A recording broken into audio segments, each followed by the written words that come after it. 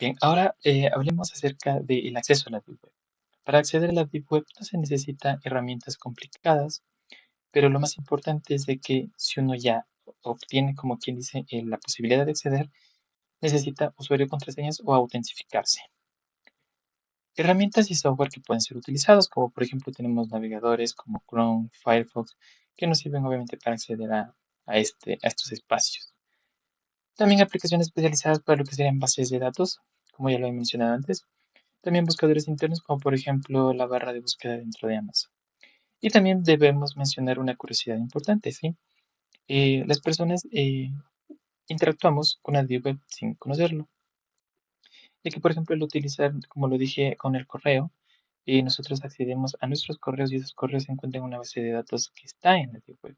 Por ejemplo, cuando estamos también en la banca en línea del banco, nosotros accedemos a la información personal, a nuestra información personal, nuestros movimientos y el dinero que tenemos. Y esto se encuentra en una base de datos privada, la cual solo la tiene acceso el banco y cada usuario. Entonces se debe tomar en consideración que la Deep Web en sí mismo no implica riesgos ni es ilegal si se hace de manera adecuada. Bien, ahora tenemos los usos legítimos de lo que sería la Deep Web. Como lo dije anteriormente, tenemos, por ejemplo, las investigaciones académicas, que son acceso públicos a áreas científicas. Tenemos también las herramientas como Google Scholar, que están enlazadas, obviamente, que enlazan estos contenidos que son de la Deep Web. También tenemos lo que sería la protección de datos personales, que son gestiones de cuentas bancarias, la protección de información privada, de correos, redes sociales y de servicios de algunas empresas. También tenemos la parte de la gestión gubernamental y legal, por ejemplo, sistemas de impuestos, sistemas en línea, portales de registros civiles, licencias y trámites ciudadanos. Aquí vamos a mencionar, por ejemplo, el ejemplo de Go.es, que es una aplicación móvil del gobierno del Ecuador, el cual nos permite realizar distintos trámites, ya que se está conectada con algunas entidades públicas y obviamente nos permite conectar, como por ejemplo, con algunas áreas del Consejo de la Judicatura, la parte del registro civil, donde nosotros realizamos distintos tipos de trámites y todos esos trámites y procesos se encuentran en bases de datos dentro de la Deep Web. Así que es un ejemplo muy claro para lo que sería la parte de gestión gubernamental y legal. Tenemos la importancia para las investigaciones académicas. ¿Por qué es importante? Porque las bases de datos contienen material muy valioso para tesis, para información, para investigaciones. Tenemos varios espacios donde podemos encontrar esta información que sirve para las personas que somos estudiantes o académicos para poder implementar o mejorar nuestra parte investigativa. También tenemos otras áreas como la parte de investigaciones médicas, para investigaciones científicas o para investigaciones en la parte de educación e investigación social. También ha permitido el acceso al material, el cual no es público, pero que tiene una relevancia a nivel mundial a que se pueda conocer.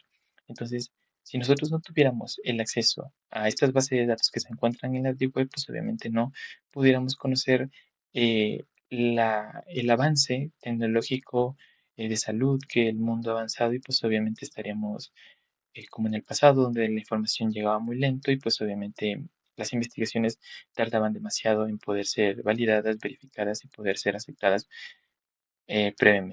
posteriormente. Tenemos también los riesgos asociados al acceso de la Deep Web. En la seguridad, debemos mencionar que al ser la Deep Web un proceso, un espacio donde se supone que existen libertades, también esas libertades pueden ser mal utilizadas. Entonces, si una persona accede a estas áreas, puede correr el riesgo de encontrarse con contenido que puede ser malicioso.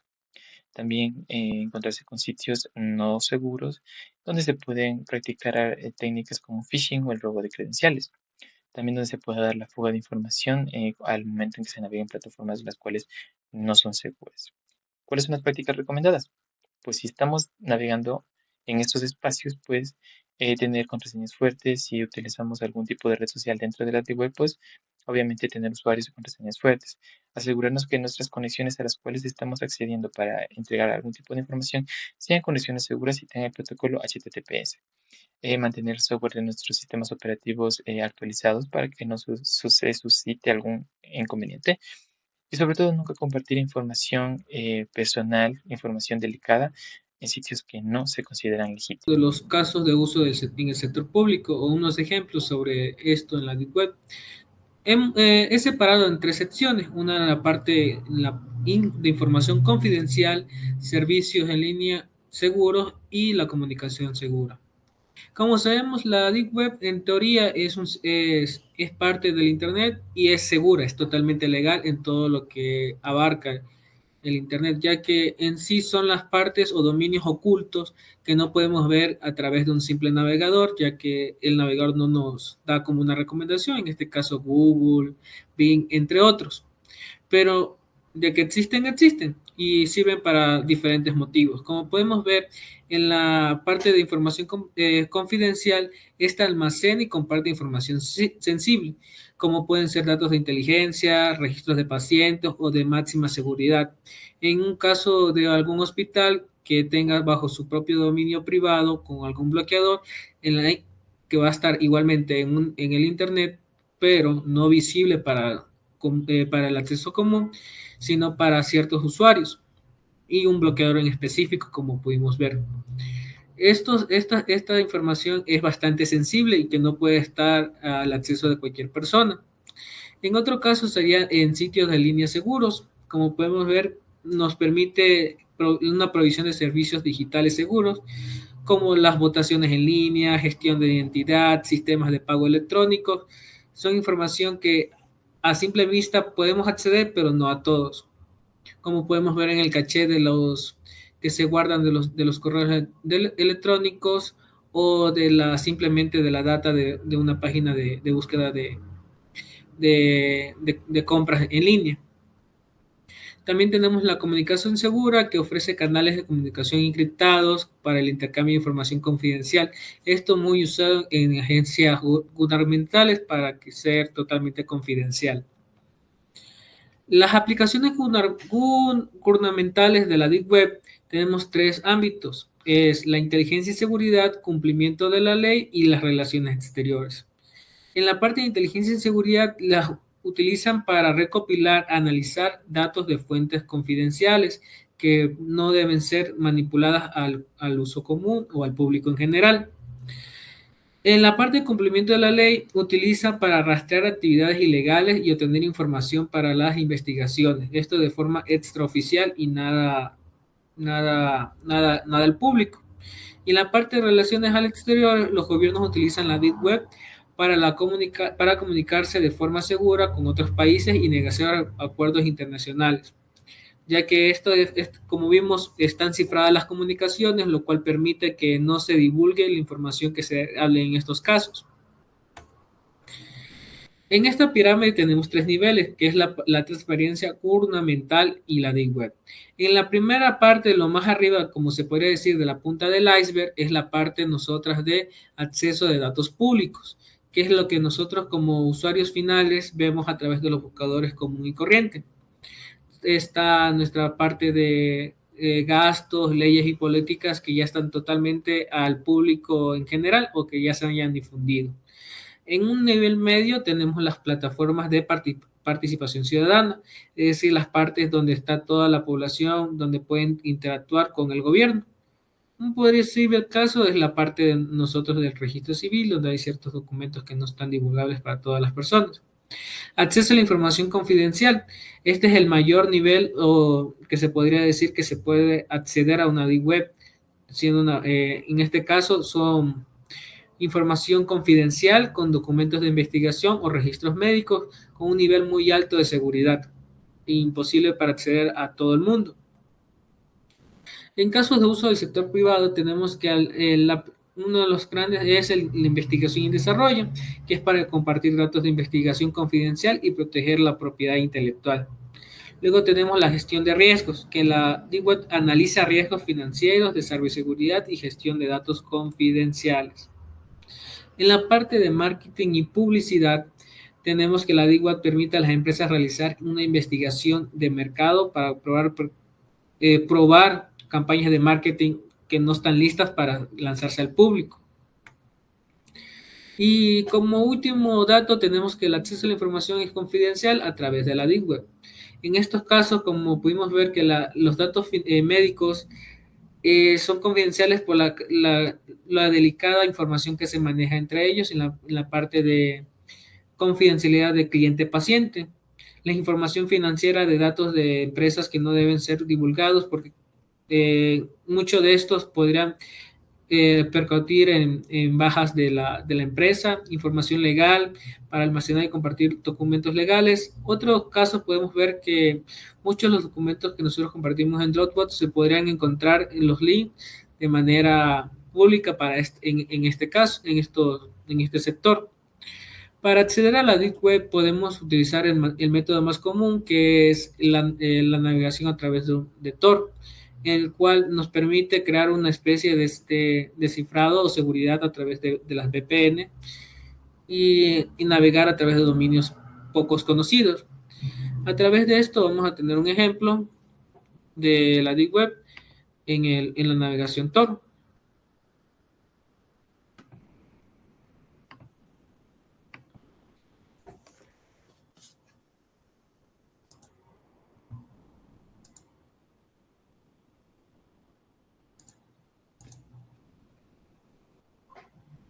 Descargando el navegador Tor podemos realizar una navegación un poco más segura a través de estos enlaces.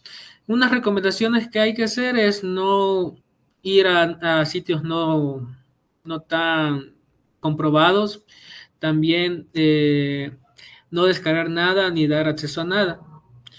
Utilizándola en el buscador predefinido DuckDuckGo, podemos utilizar The HideWiki, donde podemos navegar a través de diferentes páginas relativamente poco conocidas por los dominios, pero con mayor que podemos acceder. Podemos ver en las temáticas que nos permiten, nos dan de recomendación, son como wikis ocultas, que en este caso son para recopilación de información, en la parte de Bitcoin, Anonymity para ver de las finanzas, venta de cosas no muy legales y entre otros links. La navegación aquí es a través de es un poco lenta y nos permite dar una pequeña vista sobre lo que podemos encontrar en este mercado, la parte de la Deep Web. Ahora vamos a continuar viendo lo que es la Dark Web. La Dark Web es una sección oculta en Internet a la que solo se puede acceder mediante software especializado. Vamos a ver posteriormente que nosotros para acceder a este sitio de Internet nosotros necesitamos determinados tipos de software para poder ingresar justamente a lo que es la Dark Web. Y no hay que confundir lo que es la Dark Web con la Deep Web, ya que son cosas distintas, ¿no? Como hemos visto, la Deep Web simplemente son páginas que nosotros están ocultas en el Internet normal, que tal vez el buscador no los indexa como tal, por ejemplo, los correos electrónicos. Sin embargo, la Dark Web, esto no podemos acceder mediante un navegador común y corriente. Para ello necesitamos software especializado para justamente poder acceder o llegar a estos sitios. También la Dark Web es muy conocida por que aquí alberga una gran cantidad de contenido tal vez ilícito. Creo que esa es una de las famas más divulgadas que se le ha dado a la Deep Web. Sin embargo, no todo en la Dark Web es ilegal, ya que mucho de esto lo vamos a ver posteriormente, que también lo pueden utilizar para fines como divulgación. Entonces, ¿cómo se originó lo que vendría a ser la Dark Web? Primero, por una de las primeras menciones y tal vez uno de los proyectos que más se conozca vendría a ser la red Tor, justamente por el navegador Tor que nosotros o algunos tal vez conocerán que se puede ingresar, es el que nos permite ingresar a la Dark Web. Entonces, el proyecto Tor tiene sus raíces en la década de 1990 como uno de los primeros desarrollos o tal vez vistas que se podía dar a qué pasaría si nosotros pudiéramos navegar en Internet de forma totalmente privada, ya que no es lo mismo el modo incógnito que hay en los navegadores a una red que esté específicamente diseñada para este fin, que nosotros no nos podamos exponer. No puede exponer nuestra información y otras personas no nos pueden estar espiando. Entonces Tor significa justamente enrutamiento de cebolla o de onion routing. Entonces, este desarrollo fue comenzado por investigadores del ejército de Estados Unidos y su objetivo era crear una comunicación en Internet que garantice la privacidad al enrutar y cifrar el tráfico a través de múltiples servidores. Entonces, como muchos proyectos creo, se organizó en el ejército, en este caso de Estados Unidos, en el cual, o sea, su objetivo también era tratar de hacer comunicaciones que, o sea, el enemigo no se puede enterar que ciertos planes que se estén realizando. Entonces, todo eso querían que sea encriptado o privado, mejor dicho. Entonces, también tenemos que en el 2002, esto de aquí, nosotros podríamos llegar a pensar si esto fue desarrollado por el ejército y querían, o sea, que justamente sus comunicaciones se mantengan privadas porque esto ahora es de uso público, ¿no? Entonces, aquí esto se podría responder con cómo funciona la red Tor, lo cual explicaremos en breves. Entonces, dice que en el 2002 justamente Tor se publica, bueno, su código se publica de forma abierta y con una licencia de software libre. Y al finales del 2003 la red tenía ya aproximadamente una docena de nodos voluntarios, principalmente en Estados Unidos, ya que aquí fue justamente el lugar donde inició. Luego, con el tiempo que esta red comenzó a ganar popularidad, en el 2008 vieron justamente la necesidad de implementar un navegador el cual facilite el uso de esta red, ya que entre más nodos tenga esta red va a ser mayor la privacidad que uno pueda llegar a tener. Entonces, de aquí la importancia de haber liberado esta tecnología. Ahora, no solo existe la red Tor, también hay otras formas en las que nosotros podemos acceder a la Dark Web, o mejor dicho, a entornos que conforman la Dark Web, ya que no todas las Dark Web son accesibles de la misma forma. Por ejemplo, Tor nos permite acceder a una parte de la Dark Web, así como hay otras tecnologías como lo es Freenet, que fue creado por una tesis doctoral por Ian Clerk, como una red dentro de otra red para almacenar información anónima. La característica de Freenet es que no se conecta como si a internet, sino que más bien todos los usuarios funcionan como clientes y se forma una red entre los usuarios donde ahí justamente se comparte la información y por ello se puede almacenar justamente la información de forma privada o anónima. Ahora tenemos el I2P, Invisible Internet Protocol. En 2003 se lanza la primera versión del I2P, una red descentralizada para permitir la comunicación anónima. Entonces, esta también es otra forma que nosotros tenemos para acceder a otra región de la Dark Web. Bueno, justamente es entre las varios métodos que nosotros podemos ingresar, ¿no? Normalmente no. Por ejemplo, si nosotros estamos navegando en un contenido de la red Tor, no podríamos necesariamente poder ingresar a un contenido que se encuentre en Freenet o I2P. Entonces, para ello justamente deberíamos configurar nuestro entorno para utilizar uno de ellos. Entonces, la Dark Web en sí surgió de estas tres tecnologías, siendo distintos métodos para entrar. Sin embargo, la más utilizada hoy en día es Tor, es la que normalmente más utilizamos. Aquí también mostramos una gráfica en el que justamente mostramos las tres tecnologías más una que se llama la telaraña, que vendría a ser el Surface, lo que nosotros podemos ver normalmente. Entonces, el Freenet tiene una comunicación anónima. Todas cumplen justamente ese objetivo, menos la telaraña. Ahora también la red Tor y el I2P justamente tienen sitios especiales por los cuales aseguramos totalmente nuestra privacidad. En el caso de la red Tor es el .onion y en el caso de la red I2P es los que terminan en b32.i2p. Ahora, el acceso anónimo a la web, eso se garantiza justamente en lo que vendría a ser la red Tor. Como mencionamos anteriormente en Freenet, nosotros aseguramos el almacenamiento anónimo y también el Freenet está conocido por utilizar el peer-to-peer, o bueno, aquí lo menciona como de amigo a amigo. Y el tipo de diseño, esto es interesante como esta es la arquitectura de las redes o sea, de cada una de estas tecnologías. Por ejemplo, en Freenet se utiliza un tipo de diseño distribuido, el cual justamente es el que tal vez mayor complejidad brinda al momento de tratar de divulgar la información, a que nosotros obtengamos la información. Por ello es que asegura bastante lo que vendría a ser el almacenamiento anónimo.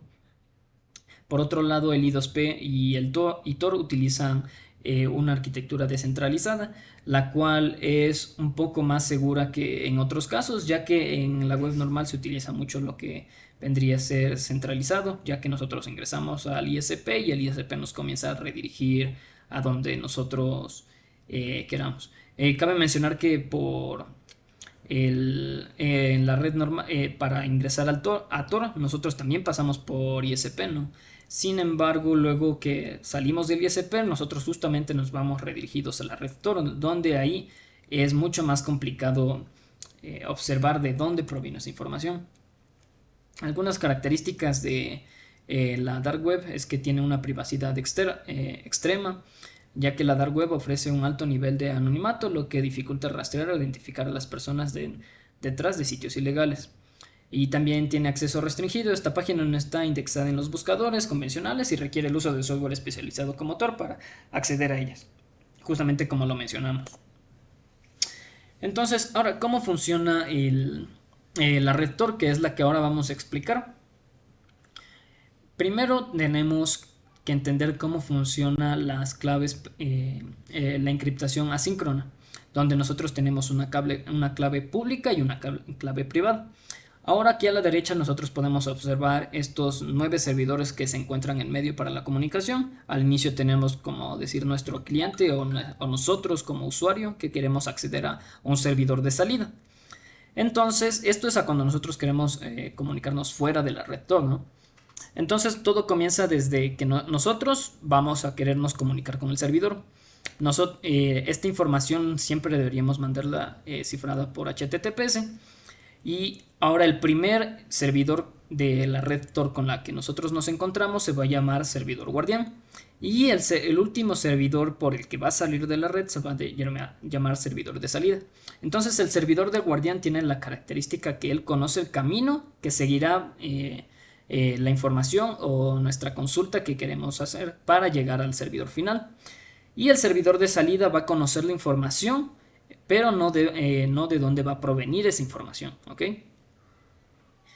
Entonces, en el servidor guardián ya conoce el camino que va a seguir. Cuando llega la información ahí, el servidor ya sabe por dónde va a ir todo el mensaje, el recorrido. Sin embargo, justamente es aquí donde nosotros ya comenzamos a aplicar el concepto de The Onion o de cebolla, ya que aquí comienza a tomar las claves públicas de cada uno de los servidores y comienza a ir encriptando por capas. Entonces primero va del final al inicio, ¿no? Entonces primero encripta con la capa de salida, con la llave pública, luego va al anterior y lo realiza con la clave privada de aquí, y luego va al anterior, o sea, hasta el servidor guardián, el cual lo encripta con su propia llave. Entonces, cuando sigue al siguiente, utiliza su llave privada para desencriptar la información. Luego sigue al siguiente, utiliza su llave privada para desencriptar la información. Y justamente en el servidor de salida, como podemos observar, ya tenemos el mensaje totalmente desencriptado, entre comillas, ya que nosotros cabe mencionar que deberíamos mandarlo estas comunicaciones por un protocolo seguro como HTTPS, ya que si mandamos por texto plano en este servidor de salida, nosotros podríamos justamente observar qué mensaje se ha enviado por ahí. Entonces, una vez llega aquí, simplemente ya se redirecciona al servidor destino que nosotros queremos y pues se realiza la comunicación.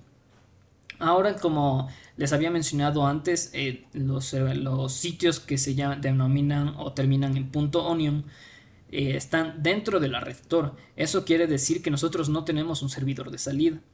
Por lo cual, una vez que el mensaje entra o nuestra consulta entra al receptor, simplemente este se redirecciona y termina en uno de estos, bueno, en este ejemplo 9 servidores, y nosotros no vamos a poder saber de ninguna forma en dónde terminó la información y cuál era la información, y simplemente vamos a poder acceder al sitio.